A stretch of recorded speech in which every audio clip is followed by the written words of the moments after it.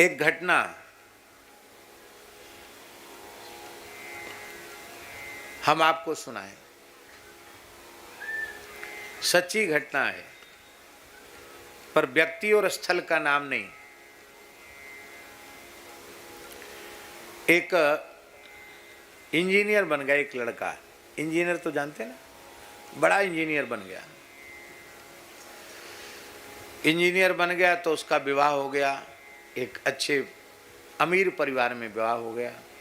अमीर आदमी की बेटी से उस इंजीनियर का विवाह हो गया। इंजीनियर का विवाह नहीं हो गया, उस नौकरी का विवाह हो गया, ऐसा समझ लो। अब वो बहुत बड़े घर की लड़की थी और वो इंजीनियर जो था वो मध्यम वर्ग का था और पढ़ लिख करके योग्य बना बड़ा इंजीनियर हो गया। और शर्मा जी घटना ब्राह्मण परिवार की है, कोई सेठ साहूकार परिवार की घटना नहीं है। अब वो इंजीनियर को तो अपनी ड्यूटी पे जाना पड़ा, जहां कहीं उसकी ड्यूटी थी। अब वो घरवाली खाली पलंग पर पड़ी रहे, कुछ नहीं। चाय भी बनाओ तो तुम बनाओ, झाड़ू लगाओ तो तुम लगाओ, जो कुछ करना है तुम करो, मैं कुछ नहीं करूंगी। क्यों, बहुत बड़े बाप की बेटी थी। सो बेचारे नौकरी में भी परेशान और घर में भी परेशान।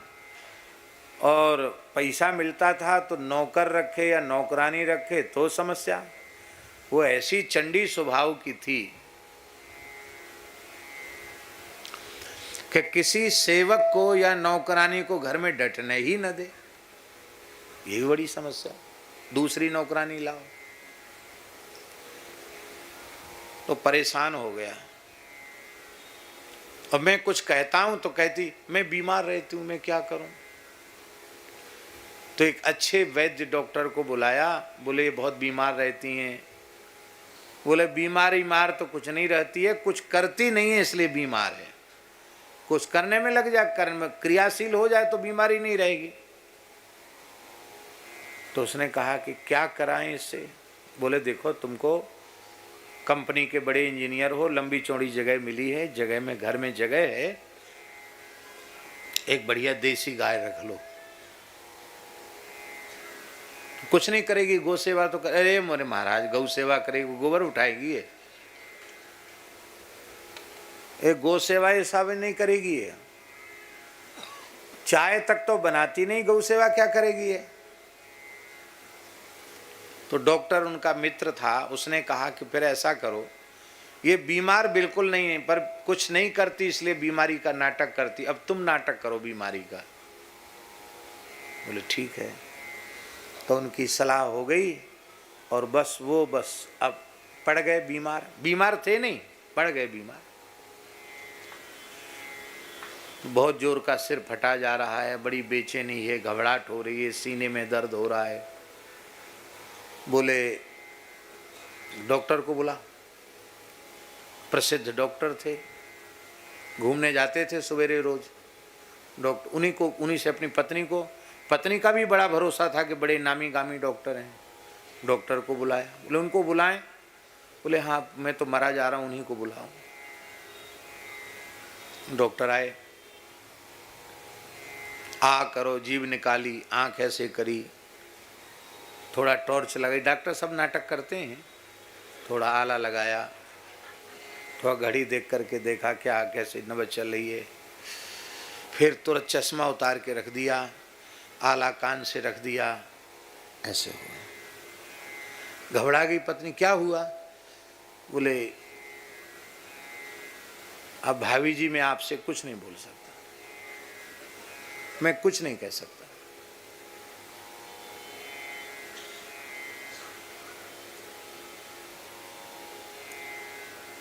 इनके तो सब भीतर का सिस्टम बिगड़ रहा है,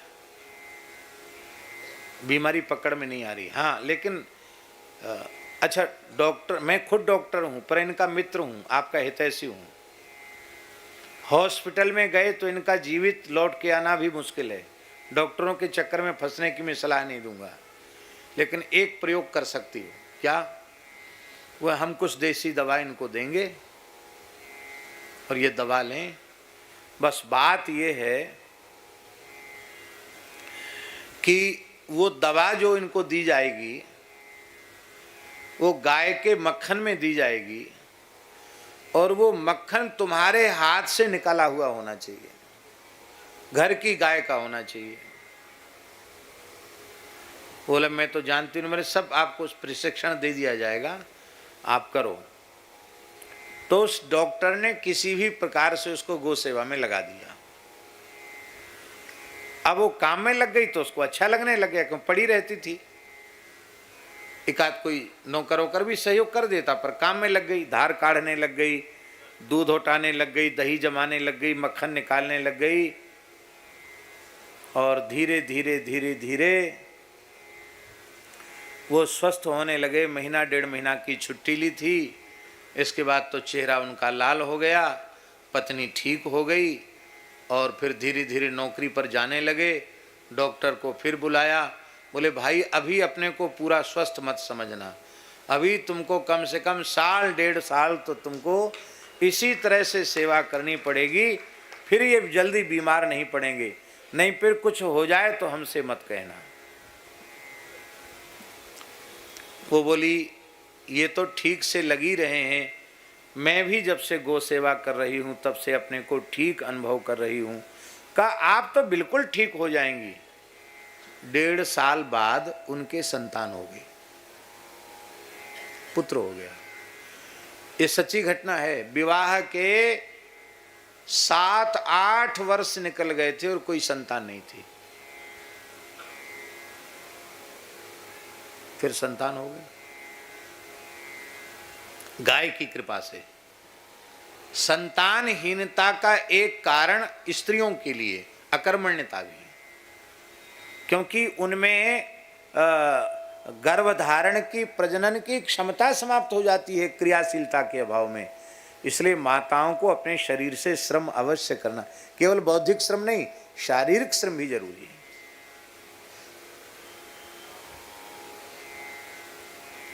अच्छी बात है। वृद्धावस्था में भी आप यदि अपने व्यापारिक प्रतिष्ठान में जाने लायक हैं तो जाइए। मान लो आपको उस प्रवृत्ति से सत्संग के कारण आपका मन हट गया है तो आप गो सेवा में अपनी प्रवृत्ति को लगाइए, किसी गौशाला में जाकर के अपना समय दीजिए। आपकी वृद्धावस्था सुधर जाएगी और आप में क्रियाशीलता बनी रहेगी। क्रियाशीलता नहीं बनी रहेगी तो शरीर और ज्यादा शिथिल हो जाएगा। इसलिए क्रियाशीलता जीवन के अंतिम क्षण तक किसी न किसी भी प्रकार से बनी रहनी चाहिए। एक जगह पढ़ने की बात कभी नहीं सोचना चाहिए। तो वो जो इंजीनियर की गृहिणी थी उसने डॉक्टर साहब से जब लाला हो गया तो उसने कहा कि अब तो इनको दवाई नहीं खिलानी पड़ेगी। तो उसने हंसते हुए कहा कि सच्ची बात बताएं, कोई दवाई नहीं, तुम गौ सेवा करने लगी और तुम्हारी गोद भर गई, बस यही बीमारी थी और इस बीमारी का इलाज गौ सेवा से हो गया, इसलिए गौ सेवा करनी चाहिए। हाँ, अपने हाथ से गौ सेवा करनी चाहिए।